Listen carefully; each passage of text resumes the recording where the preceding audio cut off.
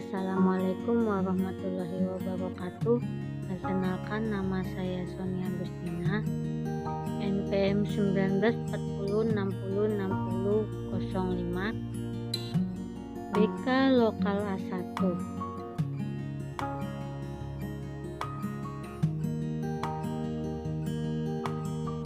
Baik, di sini saya akan menjelaskan sejarah masuknya Islam di Indonesia, perkembangan Islam di Indonesia, dan tantangan-tantangan Islam di Indonesia.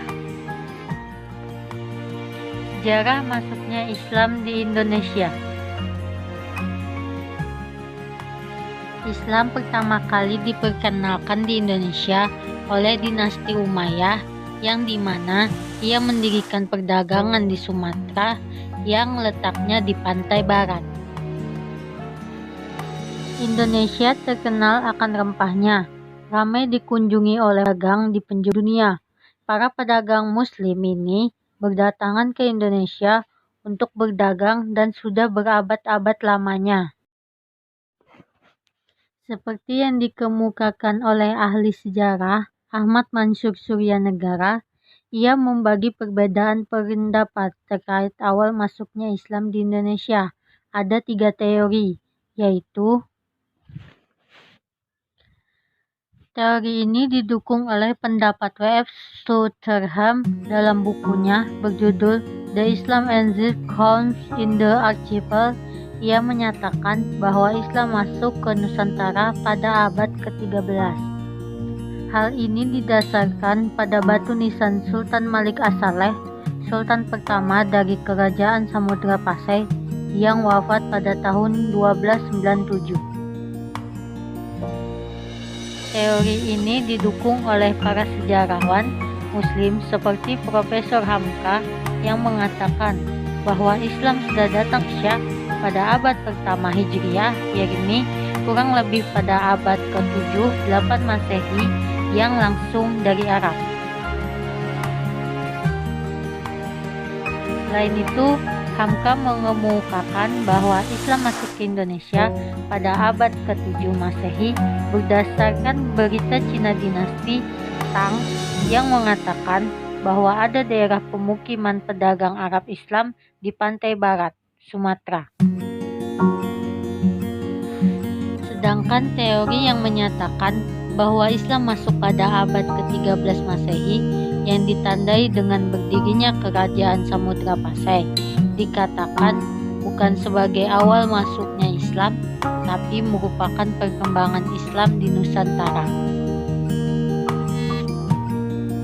Teori Persia Suryanegara mengatakan bahwa pelopor teori ini di Indonesia adalah P.A. Muhsin Jajaningrat.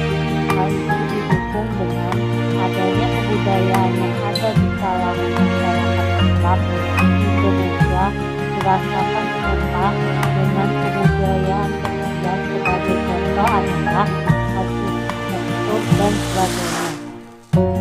Perkembangan Islam di Indonesia. Agama Islam yang datang melalui jalur perdagangan tentunya membawa pengaruh besar kepada penduduk pribumi, khususnya masyarakat Melayu, sering melakukan aktivitas perdagangan. Agama Islam yang berkembang di Indonesia juga menyebabkan pengaruh yang besar, baik itu terkait arsitektur, bahasa, pendidikan, norma, hubungan sosial, budaya, dan lainnya. Contohnya seperti dari bidang arsitektur seperti masjid, kerajaan, benteng, kuburan, dan sebagainya.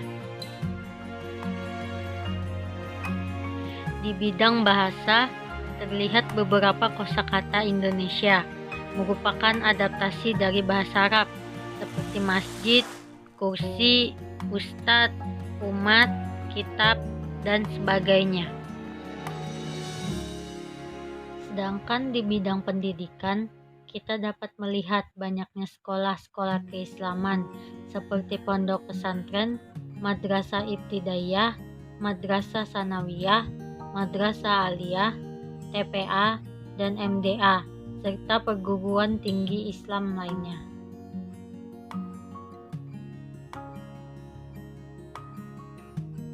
Berikut ini adalah tantangan Islam di Indonesia.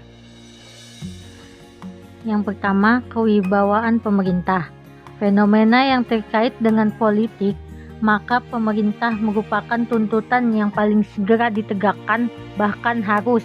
Namun, kenyataan saat ini menempatkan pilar ini menjadi tantangan dakwah, karena mental dan sistem politik yang sudah seperti cetak biru identik dengan KKN, meskipun gerakan putih sudah dimulai oleh sekelompok politisi kecil Islam.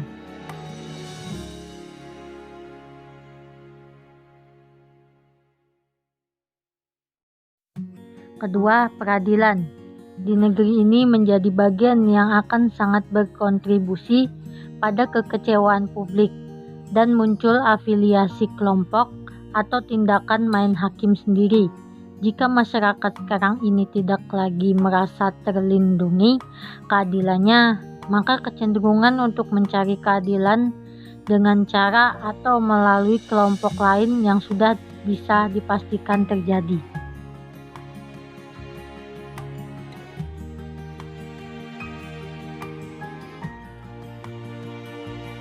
Ketiga, pendidikan. Mampukah sistem pendidikan menjadi agen perubahan atau pembaruan pemikiran Islam yang responsif terhadap tantangan zaman tanpa mengabaikan aspek dogmatis yang wajib diikuti?